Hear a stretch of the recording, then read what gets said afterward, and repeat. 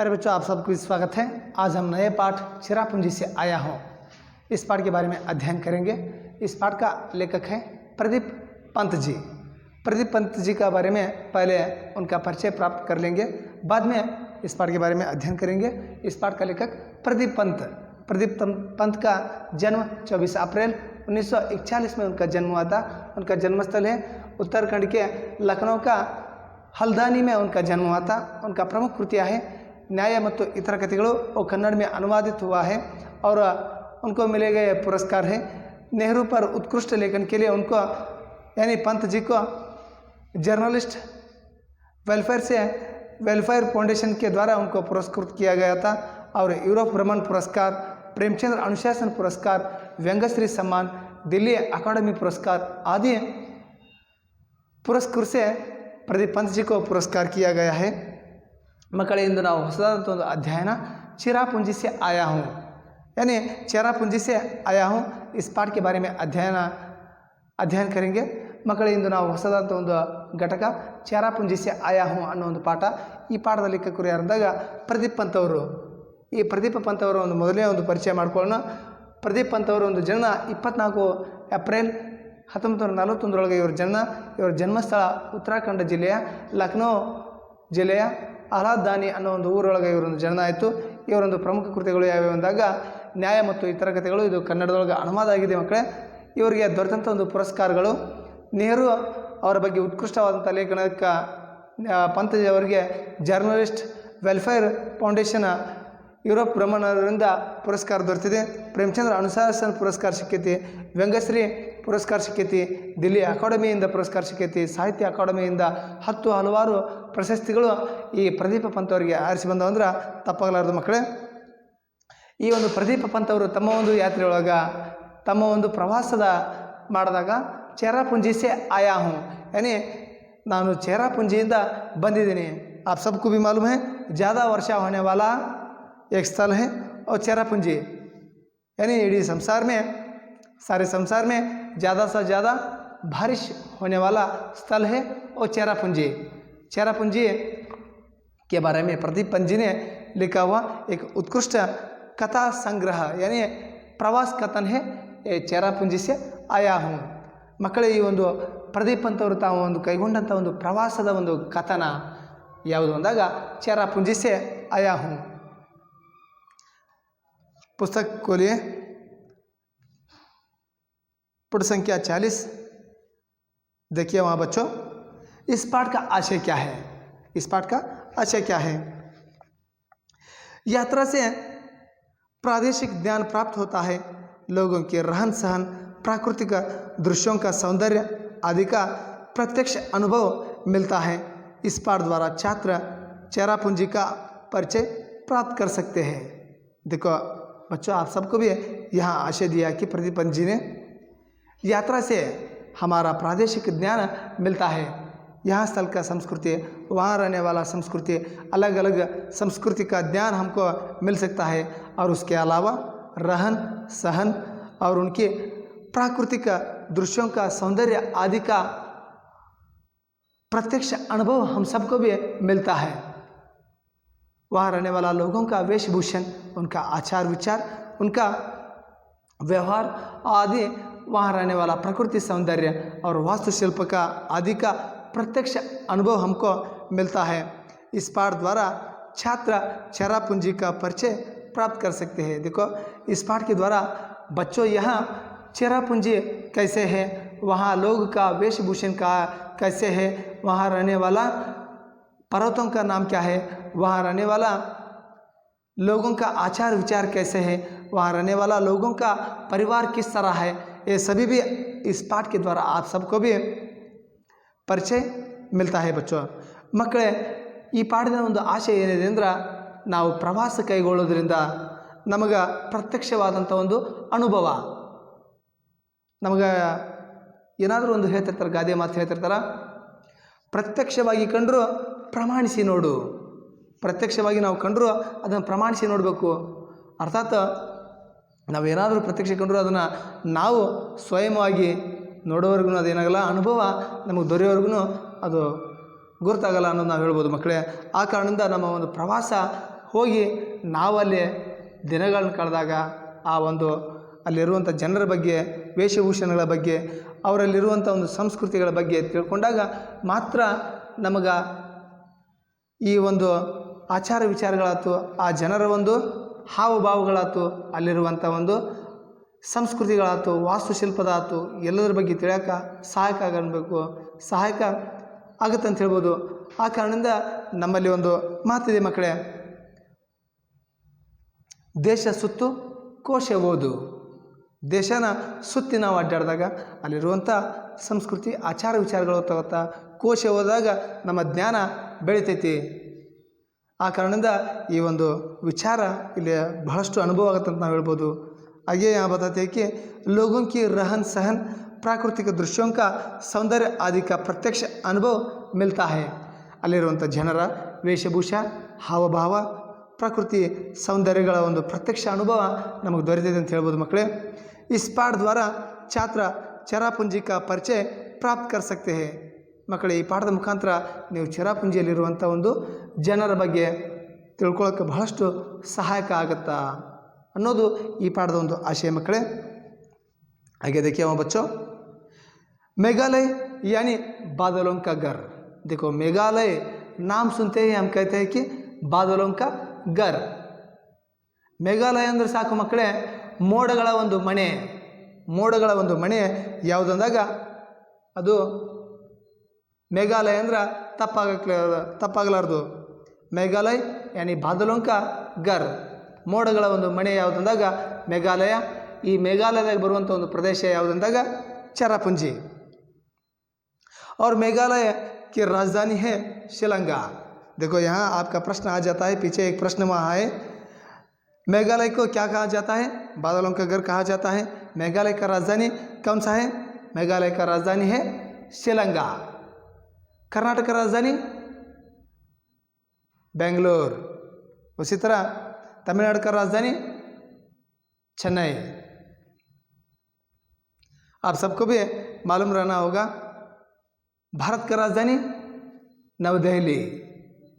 इस तरह अनेक प्रदेशों का अनेक राजधानी आप सबको भी मालूम रहना है.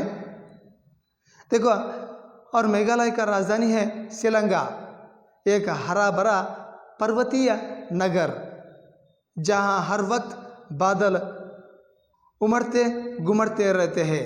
देखो यहाँ एक हरा भरा पर्वतीय नगर है जहाँ हर वक्त भी बादल उमड़ते घुमड़ते रहते हैं. यानी हरियाली रहने वाला एक पर्वतीय नगर है, वो मेघालय है, जहाँ हर वक्त भी बादल उमड़ते घुमड़ते रहते हैं, इधर उधर जाते रहते हैं और वर्षा वहाँ होते रहता है. ಮತ್ತು ಮಕ್ಕಳು ಹೇಳ್ತಾರೆ ಅವರು, ಈ ಒಂದು ಮೇಘಾಲಯ ಅಂದರೆ ಸಾಕು ಮೋಡಗಳ ಒಂದು ನಗರ.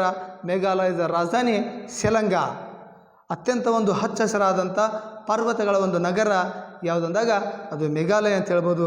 ಇಲ್ಲಿ ಸದಾಕಾಲ ಮೋಡಗಳು ಆ ಕಡೆಯಿಂದ ಈ ಕಡೆ, ಈ ಕಡೆಯಿಂದ ಆ ಕಡೆ ಸದಾ ಚಲಿಸುತ್ತಾ ಇರ್ತವೆ. ಮೋಡಗಳ ಒಂದು ಘರ್ಷಣೆ ನಡೀತಾನೆ ಇರ್ತೈತಿ ಅಂತ ಹೇಳ್ತಾರೆ. इतना बड़ा अच्छा सुंदर पर्वतीय नगर उत्तर भारत में कहीं नहीं है. देखो आगे वो बताते हैं कि इतना बड़ा स्वच्छ और सुंदर पर्वतीय नगर उत्तर भारत में कहीं नहीं है. देखो उत्तर भारत में हम तो यात्रा किए तो आप सबको भी मालूम रहता है, इतना बड़ा स्वच्छ और सुंदर पर्वतीय नगर कहाँ भी उत्तर भारत में नहीं मिलता है. ನಮ್ಮ ಒಂದು ಉತ್ತರ ಭಾರತ ನಾವು ಪ್ರವಾಸ ಕೈಗೊಂಡಿದ್ರೆ ನಮಗೆ ಗೊತ್ತಾಗುತ್ತಾ, ಇಂಥ ಒಂದು ಹಚ್ಚ ಹಸಿರಾದಂಥ ಸುಂದರವಾದಂಥ ಪರ್ವತಗಳಿಂದ ಕೂಡಿದಂಥ ಒಂದು ಉತ್ತರ ಭಾರತದ ಒಂದು ಪ್ರಮುಖ ಒಂದು ರಾಜ್ಯ ಯಾವುದಂದಾಗ ಅದು ಮೇಘಾಲಯ ಅಂತ ಹೇಳಿದ್ರೆ ಮಕ್ಕಳೇ ತಪ್ಪಾಗಲಾರ್ದು. ऐसा हरितमा भी शायद ही कहीं देखने को मिले. देखो ऐसे हरितमा भी शायद ही कहीं देखने को मिले. ಇಂಥ ಹಚ್ಚ ಹಸಿರುಳ್ಳಂಥ ಒಂದು ನಗರ ನಮಗೆ ಕಾಣೋದು ಯಾವುದಂದಾಗ ಅದು ಕೇವಲ ಮೇಘಾಲಯ ಅಂದ್ರೆ ತಪ್ಪಾಗಲಾರ್ದು ಮಕ್ಕಳೇ. शिलांग से चिरापुंजी के और जाता मार्ग दोनों और पहाड़ और दरख्ते से पड़ा है. देखो शिलांग से हम तो चिरापुंजी के और जाता मार्ग में दोनों और पहाड़ और दरख्ते से पटा पड़ा है। देखो सिलंगा से हम तो चिरापुंजी से जाने वक्त वहाँ मार्ग में दोनों ओर पहाड़ और दरख्ते का अर्थ है पेड़ वृक्ष वहाँ गिर पड़ा है और बहुत हरियाली जैसे दिखा देता है। ನಾವು ಸಿಲಂಗಾದಿಂದ ಚಿರಾಪುಂಜಿಗೆ ಹೋಗುವಂಥ ಎರಡೂ ಮಾರ್ಗದೊಳಗೆ ಬೆಟ್ಟ ಗುಡ್ಡಗಳಿಂದ ಕೂಡೈತಿ। ಆ ಒಂದು ಗಿಡ ಮರಗಳು ಸುತ್ತಲೂ ರಸ್ತೆ ಉದ್ದಕ್ಕೂ ಹರಡಿದಾವೆ ಅಂತ ಹೇಳ್ತಾರೆ ಮಕ್ಕಳೇ। यहाँ ऊंचा नीचा सर्पाकार रास्ता, देखो यहाँ ऊंचा नीचा सर्पाकार की रास्ता वहाँ दिखाई देता है। ಆ ಒಂದು ಹಿಮಾಲಯ ಒಂದು ಹಿಮಾಲಯ ಅಷ್ಟೇ ಸುಂದರವಾಗೈತೆ ಅಂತ ಹೇಳ್ಬೋದು। ಜೊತೆಗೆ ಈ ಮೇಘಾಲಯ ರಾಜಧಾನಿಯೊಳಗೆ ನಾವು ಚಿರಾಪುಂಜಿಗೆ ಹೋಗುವಂಥ ಮಾರ್ಗ ಭಾಳಷ್ಟು ಹಚ್ಚ ಹಸಿರಿಂದ ಕೂಡೈತಿ। ಎತ್ತರದಿಂದ ತಗ್ಗುಗಳಿಂದ ಸರ್ಪಾಕಾರ ಇರುವಂಥ ಒಂದು ರಸ್ತೆಗಳು ಅಲ್ಲಿ ನಮಗೆ ಬಹಳಷ್ಟು ಮನಮೋಹಕವಾಗಿ ಕಾಣ್ತಾವಂದ್ರೆ ತಪ್ಪಾಗಲಾರದು ಮಕ್ಕಳೇ। रास्ते को पार करते हुए दिखाई पड़ते हैं बादल बहती है सुहानी हवा और कभी कभी हो जाती है बूंदाबांदी। देखो हम तो रास्ते के और जाते समय ही वहाँ बादल आ जाता है और सुहानी का हवा वहाँ बहती रहता है और कभी कभी जाते समय ही क्या हो जाता है बूंदाबांदी बारिश होने लगता है। ಮತ್ತು ನಾವು ಈ ಒಂದು ರಸ್ತೆಯ ಮುಖಾಂತರ ಸಾಗಬೇಕಾದ್ರೆ ಮೋಡಗಳು ಒಂದು ಮುಕ್ರೆ ಆವರಿಸ್ಕೊಂಡ್ಬಿಡ್ತಾವೆ, ಮೋಡಗಳು ಆವರಿಸ್ಕೊಂತವು, ತಂಪಾದಂಥ ಗಾಳಿ ಅಲ್ಲಿ ಒಂದು ಮನಮೋಹಕವಾದಂಥ ಸುಂದರವಾದಂಥ ಗಾಳಿ ತಂಪಾದಂಥ ಗಾಳಿ ಬೀಸ್ತೈತಿ। ಜೊತೆಗೆ ಗಾಳಿ ಬೀಸೋದ ತಡ ಕ್ಷಣಭರದೊಳಗನ ಅಲ್ಲಿ ತುಂತರವಾದಂಥ ಮಳೆ ಸುರಿದ ಬಿಡ್ತೈತೆ ಅಂತಂದು ಇಲ್ಲಿ ಲೇಖಕರು ಪ್ರದೀಪ್ ಅಂತವರು ಈ ಮೊದಲನೇ ಪ್ಯಾರದಾಗ ಅದ್ಭುತವಾಗಿ ಸುಂದರವಾಗಿ ಹೇಳ್ತಾರೆ ಮಕ್ಕಳೇ। ಎರಡನೇ ಪ್ಯಾರ ನೋಡ್ರಿ, हमारी जीप सिलंगा से 53 किलोमीटर दूर चिरापुंजी की ओर बढ़ रही है। मेरे साथ राज्य के एक अधिकारी श्री संगम और उनके 2 दोस्त बैठे हैं। देखो हमारी जीप सिलंगा से 53 किलोमीटर की दूर चिरापुंजी की ओर बढ़ रही है। मेरे साथ राज्य के एक अधिकारी श्री संगमा और उनके 2 दोस्त बैठे हैं। मैं जीप में जा रहा था, यानी 53 किलोमीटर जाने पर हमको चिरापुंजी मिलने वाला था। वहाँ मेरे साथ राज्य के एक अधिकारी मेरे साथ बैठा था, उनका नाम था श्री संगमा और उनके 2 दोस्त भी उनके साथ बैठे थे। ನನ್ನ ಒಂದು ಜೀಪ್ ಚಲಿಸೋಂತಿತ್ತು 53 ಕಿಲೋಮೀಟರ್ ಚಲಿಸಿದ್ರೆ ಚಿರಾಪುಂಜಿ ನಾವು ಮುಟ್ತಿದ್ವಿ। ಆ ಒಂದು ಚಿರಾಪುಂಜಿ ಮುಟ್ಟುವಂಥ ಒಂದು ಮಾರ್ಗದೊಳಗೆ ನನಗೆ ಆ ರಾಜ್ಯದ ಒಬ್ಬ ಅಧಿಕಾರಿ ಸಂಗಮ ಮತ್ತು ಅವನ 2 दोस्तರು ನನ್ನ ಜೊತೆಗೆ ಅಲ್ಲಿ ಇದ್ದರು ಅಂತ ಅವ್ರು ಹೇಳ್ತಾರೆ। मैं जीप की खिड़की बंद करते हुए संगमा से पूछता हूँ, क्या साल भर यहाँ वर्षा होती रहती है? देखो मैंने खिड़की को बंद करते हुए, यानी जीप की खिड़की को बंद करते हुए मैंने संगमा जी को पूछा, यहाँ साल भर वर्षा होती रहती है? मैंने उनको एक प्रश्न पूछा इस तरह। ಮತ್ತು ನಾನು ಜೀಪಿನ ಒಂದು ಕಿಟಕಿ ಮಳೆ ಬರೋಂತು ಜೀಪಿನ ಕಿಟಕಿ ಮುಚ್ಚಾಂತಿದ್ಯಾ, ಆಗ ನಾನು ಸಂಗಮ ಅವ್ರು ಕೇಳಿದೆ, ಇಡೀ ವರ್ಷವೂ ಇಲ್ಲಿ ಮಳೆ ಬರ್ತಿದ್ಯಾ ಸಂಗಮಜಿಯವರ ಅಂತ ನಾನು ಅಲ್ಲಿ ಸಂಗಮ ಅವ್ರಿಗೆ ಪ್ರಶ್ನೆ ಹಾಕಿದೆ ಅಂತ ಲೇಖಕ ಪ್ರದೀಪ್ ಅಂತವ್ರು ಹೇಳ್ತಾರೆ। ಅವಾಗ ಅವ್ರ ಉತ್ತರ ಇರ್ತೈತಿ, जी हाँ संगमा कहते हैं, आपको जानकारी ताजुब होगा कि मेघालय में खपत से ज़्यादा पन बिजली का उत्पादन होता है। देखो आगे उन्होंने कहा था कि जी हाँ यहाँ साल भर भी वर्षा होता रहता है। और आगे उन्होंने कहता है कि आपको जानकारी ताजुब का मतलब आश्चर्य होगा मेघालय में खपत से ज़्यादा पन बिजली का उत्पादन होता है, यानी यहाँ खपत का बिजली का मतलब जल का विद्युत ज़्यादा से ज़्यादा यहाँ उत्पादन होता है। ಮತ್ತು ಅವ್ರು ಹೇಳ್ತಾರೆ, ಹೌದು ಸಂಗಮವ್ರ ಇಲ್ಲಿ ಇಡೀ ಪ್ರದೀಪ್ ಅಂತವ್ರ ಸಂಗಮವ್ರು ಹೇಳ್ತಾರೆ, ಪ್ರದೀಪರ ಇಲ್ಲಿ ಇಡೀ ವರ್ಷವೂ ಮಳೆ ಬರ್ತೈತಿ, ಜೊತೆಗೆ ನಿಮಗೆ ಆಶ್ಚರ್ಯ ಆಗ್ಬೋದು ಇಲ್ಲಿ ನಾವು ಹೆಚ್ಚು ಒಂದು ಜಲವಿದ್ಯುತ್ತನ್ನ ಉತ್ಪಾದನೆ ಮಾಡುವಂಥ ಒಂದು ರಾಜ್ಯ ಯಾವುದು ಅಂದಾಗ ಅದು ಮೇಘಾಲಯ ಅಂದ್ರೆ ತಪ್ಪಾಗಲಾರದು ಪ್ರದೀಪ್ ಅಂತವ್ರ ಅಂತಂದು ಸಂಗಮ ಅವರು ಪ್ರದೀಪ್ ಅಂತವ್ರಿಗೆ ಹೇಳ್ತಾರೆ ಮಕ್ಕಳೇ। हम अतिरिक्त बिजली अन्य राज्यों को दे देते हैं। देखो आगे उन्होंने कहता है कि हम तो ज़्यादा से ज़्यादा यहाँ खपत विद्युत को यानी बिजली को उत्पादन करते हैं, ज़्यादा बिजली को हम दूसरे राज्यों को भी क्या करते हैं, बेच देते हैं। ಮತ್ತು ನಾವು ಇಲ್ಲಿ ಹೆಚ್ಚು ಜಲವಿದ್ಯುತ್ತನ್ನ ಉತ್ಪಾದನೆ ಮಾಡ್ತೀವಿ, ಹೆಚ್ಚಾದಂಥ ಒಂದು ವಿದ್ಯುತ್ತನ್ನು ಬೇರೆ ರಾಜ್ಯದವ್ರಿಗೂ ಏನು ಮಾಡ್ತೀವಿ ನಾವು ಮಾರಾಟ ಮಾಡ್ತೀವಿ ಅಂತಂದು ಪ್ರದೀಪ್ ಪಂತ್ ಅವ್ರು ಹೇಳ್ತಾರೆ। ऐसा मैं सचमुच आश्चर्य से पूछता हूँ, संगमा कहते हैं। वैसा यदि यहाँ कभी, क्षमा कीजिए, वैसा यदि यहाँ सभी गांव बिजली से जगमगा उठे तो भी अतिरिक्त बिजली का उत्पादन होता रहेगा। देखो आगे उन्होंने कहता है कि यहाँ प्रदीप पंत जी ने आश्चर्यचकित होकर उनको पूछा है, मैं सचमुच आश्चर्य से उनको पूछता हूँ, संगमा का आश्चर्यचकित से मैं पूछता हूँ। तब उन्होंने बताया हाँ यहाँ ज़्यादा से ज़्यादा बिजली उत्पादन होता है। वैसे ही हम लोग गांव में 24 घंटे भी बिजली देने पर भी वहाँ हर घर में भी ज़्यादा से ज़्यादा विद्युत को व्यय करने पर भी यहाँ बिजली का कम नहीं होता है।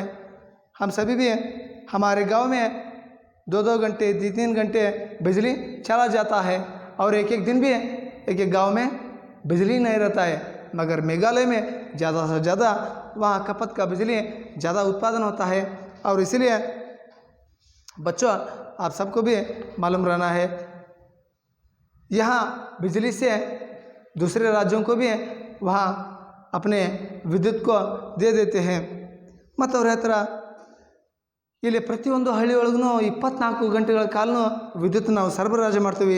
ಜೊತೆಗೆ ಇಲ್ಲಿ ಹೆಚ್ಚು ಎಲ್ಲ ಮನೆಗಳಲ್ಲೂ ಬೆಳಕಿನಿಂದ ತುಂಬಿ ಇನ್ನೂ ವಿದ್ಯುತ್ ಉಳಿತೈತಿ, ಆ ಉಳಿದಂಥ ವಿದ್ಯುತ್ತನ್ನು ನಾವು ಬೇರೆ ರಾಜ್ಯದವರಿಗೆ ಕಳಿಸ್ತೀವಿ ಅಂತಂದು ಸಂಗಮ ಅವರು ಪ್ರದೀಪ್ ಪಂತ್ ಅವ್ರಿಗೆ ಹೇಳ್ತಾರೆ। ಮಕ್ಕಳೇ ಮುಂದೋಡ್ರಲ್ಲಿ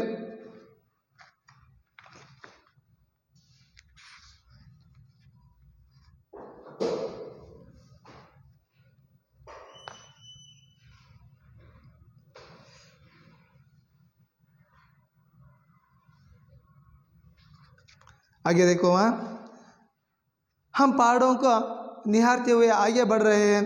सड़क के पार पहाड़ी कोहरे गिरी हुई है। देखो हम तो पहाड़ों को निहारते हुए आगे बढ़ रहे थे, सड़क के उस पार पहाड़ी कुहार से गिरी हुई है। हम पहाड़ों को नीचे जा रहे थे, तभी हमको ऐसा दिख रहा था कि पहाड़ वहाँ कुरी से गिरी हुई है।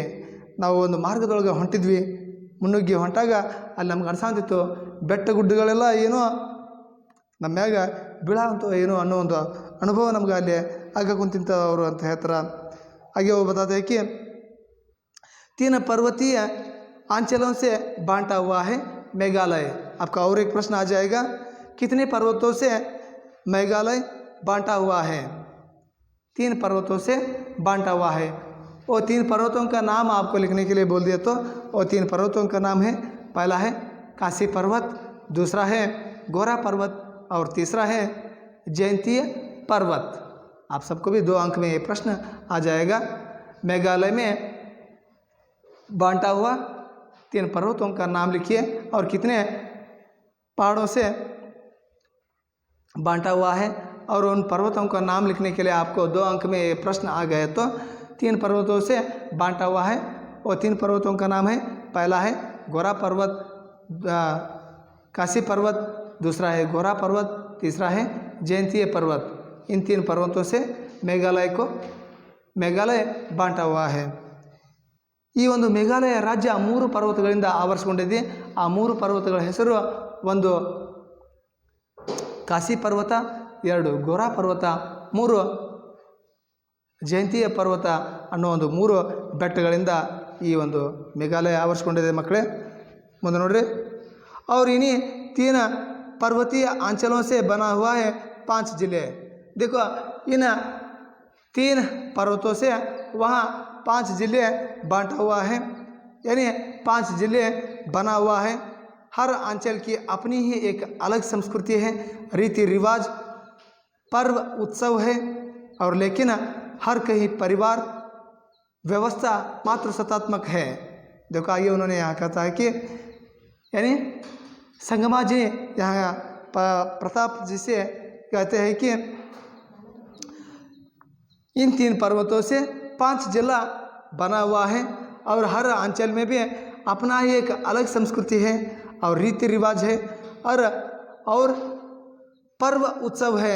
लेकिन हर कहीं भी पारिवारिक व्यवस्था को हम तो देख लिया तो उनका परिवार का व्यवस्था को देख लिया तो वहाँ मातृसत्तात्मक एक परिवार है। यानी मातृसत्तात्मक हम तो यहाँ देख सकते हैं कि हम तो पितृसत्तात्मक का परिवार हम देख सकते हैं, मगर वहाँ तो मातृसत्तात्मक का परिवार देखा जाता है। वहाँ भूमि, धन, संपत्ति सब माँ से बांटी को यानी माँ से बांटा जाता है, यानी बेटी को मिलती है। सभी वहाँ मातृसत्तात्मक परिवार देखा जाता है। भूमि, धन, संपत्ति मात्र यानी माँ जाने के बाद उनका बेटियों को मिलता है। मगर हम यहाँ देख लिया तो यहाँ हम तो पिता जाने के बाद उनका बेटों को मिलता है, मगर यहाँ तो माँ जाने के बाद उनकी बेटियों को मिलती है। ಮಕ್ಕಳೇ ಈ ಒಂದು ಮೇಘಾಲಯ 3 ರಾಜ್ಯಗಳಿಂದ ಆವರಿಸಿದೆ। ಈಗಾಗಲೇ ಒಂದು 3 ಪರ್ವತಗಳ ಹೆಸರು ಹೇಳಿದೆ ನಿಮಗೆ, ಕಾಶಿ ಪರ್ವತ, ಗೋರಾ ಪರ್ವತ, ಜಯಂತಿ ಪರ್ವತ। ಈ 3 ಪರ್ವತಗಳಿಂದ 5 ಜಿಲ್ಲೆಗಳು ನಿರ್ಮಾಣ ಆಗ್ಯಾವು।